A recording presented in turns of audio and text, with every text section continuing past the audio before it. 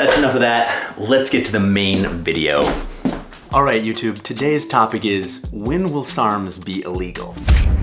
Now, I'm not a fitness bro, I'm not a bodybuilder, obviously. I'm just a guy who really likes science. Okay, now it's my belief, and I know this belief isn't shared by our government currently, that drugs can and should be used and developed for helping perfectly healthy, normal people, not just for fixing problems in sick people. They can and should be used more broadly to help people be the best person they can be, to make them stronger, faster, smarter, kinder, to help them realize their full potential. Now, historically, steroids were the first technology to produce, let's call it enhanced humans. And I don't care if that dude bro lifter says he's all natural. You know, I don't care how well you time your macros, how well you count your calories, how great your genetic potential is, or even if you spend all day doing nothing but lifting in the gym. The simple fact of the matter is that nobody naturally will look like the freaking Hulk. If you go back and look at world-class bodybuilders before steroids came out in the 1960s and compare them to world-class bodybuilders that you have today, you will notice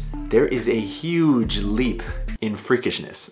I mean, there's no comparison. It's like bodybuilders are a new subspecies of human beings that came into existence in the 1960s thanks to the invention of steroids. Now, the technology of human enhancement has progressed very slowly since then. You know, nobody's plugging computers into their heads yet or putting cybernetic eyes into their skulls. And outside of science fiction, the idea of using technology to enhance human beings has not caught up with the mainstream yet. But when it does, just imagine how that is going to reshape the entire world. I mean, suppose if in 10, 20 years, some pharmaceutical company develops a drug that will make you 20 IQ points smarter, it'll make you more focused, doubles your willpower. All the successful people would be taking it, and it'd produce this huge divide in success between the people who do take that drug and the people who don't take that drug. And sooner or later, society is going to have this debate about maybe performance-enhancing drugs, drugs that make you stronger, smarter, faster. Maybe they're not such a bad thing. Maybe there's something everyone should take, like they take caffeine right now to get up in the morning, rather than being limited to just being used by bodybuilders,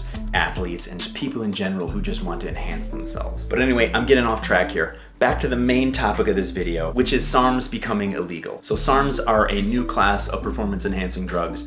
The government hasn't caught up with banning them yet. The anti-doping agency just started developing tests for catching athletes who are taking them. They just started putting them on their ban lists like last year and this year. Now, a bill was proposed in April of this year that will make SARMs illegal. It's called the SARMs Control Act of 2018. It was introduced to Congress, and it will redefine SARMs from being a research chemical to being a Schedule III drug, which means that the FDA can go after people who use it just like they do people who use anabolic steroids. And once that passes into law, the only way to legally get SARMs will be to wait several years for clinical trials to finish, wait several more years for the FDA to approve it as effective and safe for humans. You'll have to go to a doctor and get prescribed it, but only if you have a disease that drug is approved to treat, you know, like cancer. Lucky you. And I'm sure it'll cost 10 times as much through your insurance company as it costs right now just ordering it online from these sketchy other websites. Now, this bill hasn't passed into law yet. It's still in committee, and it might never pass, but sooner or later, the FDA is going to close the loophole that allows SARMs to be sold as research chemicals. Of course, you'll still be able to get SARMs on the black market, like you can get steroids today. It's just gonna be more difficult, a little more dangerous, a little more sketchy. I mean, the black market never really goes away. I'm giving it 1 year, maybe 2 years tops before the FDA comes down on the SARMs distributors. And when the government comes in and does this stuff, they always do it in the name of consumer safety. You know, I can't find it right now, but there was this quote by Orrin Hatch, who's the senator who introduced the bill, and he's just talking about how they need to protect consumers from unwittingly purchasing supplements that have been tainted with SARMs or something like that. Like, is that ever a problem for anybody? I've read maybe 1 or 2 news articles about that, but I'm pretty sure 99% of everybody who gets SARMs got SARMs because they wanted to buy them and they knew what they were buying and they knew what they were doing. Not because somebody slipped some LGD 4033 into their BCAAs, okay? Nobody's doing that. I mean, come on, the entire supplement industry is one big scam. Let's just start off the list with the Herbalife, you know, where this company cons people into believing they're gonna get rich by selling protein powder for 3 times what it would normally cost at GMCA to all their friends and family members, okay? I mean, that's just a straight up pyramid scheme they've been running for years now. Look, the only supplements that actually work are protein and creatine. That's it. You don't need anything else. As a quick note, if you're not already using creatine, you should be. You're gonna gain like 10 pounds in 2 or 3 months of using it, and 10 pounds in a good way. Like 10 pounds of water weight that's stored straight in your muscles just makes you look more swole, which is never a bad thing. Listen to me talking here. If I'm gonna be giving dude bro advice, I better change into something a little more appropriate so I look a little more credible. All right. It's close, but let's try again one more time. All right, yeah, I like that. This works a little better. You're gonna take my advice seriously now?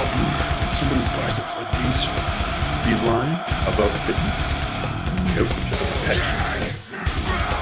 Anyway, like I was saying, when you go into a supplement store, all you need is protein and creatine. Those are the only things you should be leaving with when you come out of the store, okay? So whatever crap some supplement store is peddling you, just say no to it because it's crap. You don't need any BCAAs, okay? You're already getting all the branched chain amino acids that you need just by eating meat like a normal human being. I mean, maybe if you have some medical condition or you're a vegan, maybe then you need some BCAAs, but they taste like ass and they do nothing, so don't waste your money on those. Then you got ZMA, which is your zinc and your magnesium. It'll supposedly boost your testosterone, and hey, there's a lot of supplements out there that are claiming they're gonna boost your testosterone. The fact of the matter is that either A, they don't work, or B, the effect that they have is so small that you're not even going to notice it. Like take ashwagandha supplements, for example. I've seen clinical tests with ashwagandha.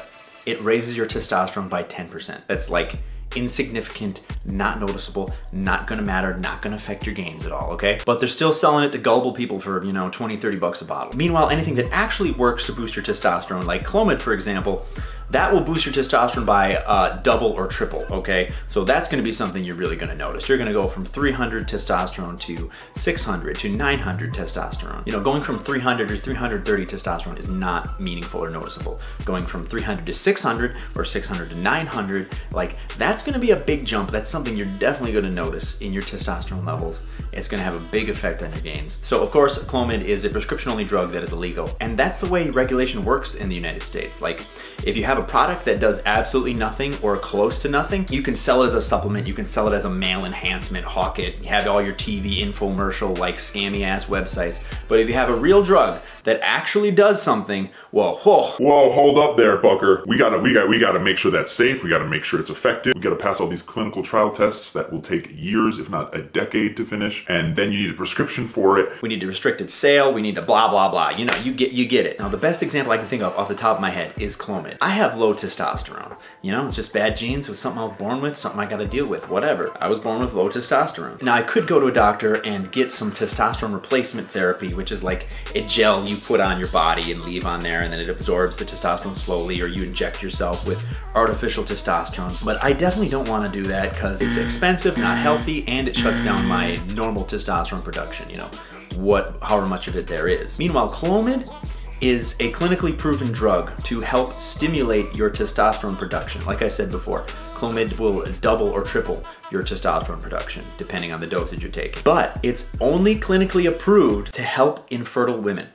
That's it. Like, if I go to a doctor and be like, hey, I have low testosterone, prescribe me clomid, he'll be like, sorry, the FDA didn't approve it for treating that illness, even though it's safe and effective at treating it. I can only prescribe that to women trying to get pregnant. And it's like, what? And I'm not gonna get into a bunch of conspiracies and be all like, it's the testosterone replacement therapy industry. They're trying to stop us from buying the drugs so that they can keep selling us more testosterone replacement forever. I'm sure there's some sort of medical, political reason out there somewhere in the world that somebody could explain to me in the comments down below for why clomid cannot be prescribed for low testosterone. I'd like to know why. And the only part here where I agree with the FDA is that these online sales of SARMs are violating the intellectual property rights of the companies that develop these drugs, right? They spent millions of dollars and a lot of time and money developing these drugs, and then some random guy in China who has nothing to do with anything is making millions of dollars selling their drug online. Meanwhile, the company that owns the drug, that made the drug, can't sell it to anybody for like a decade until some clinical trials are done. I mean, that's just not fair. I mean, the people who develop the drugs that help people should be the ones who get paid and make the millions of dollars. You know, does that make sense? I don't know. That just seems like common sense to me. I wish we could make this into a political issue for 2018, but I know it's not gonna be, because I know not enough people know about this, not enough people care about all the crap the FDA is doing, how crappy the pharmaceutical government conglomerate is in this country. So I know it's not gonna be a political issue and I know nothing is gonna be done about it, but hey, I can still rant on YouTube and I can still wish that something is going to change. Okay, if you skipped my entire video up until this point, first of all, shame on you.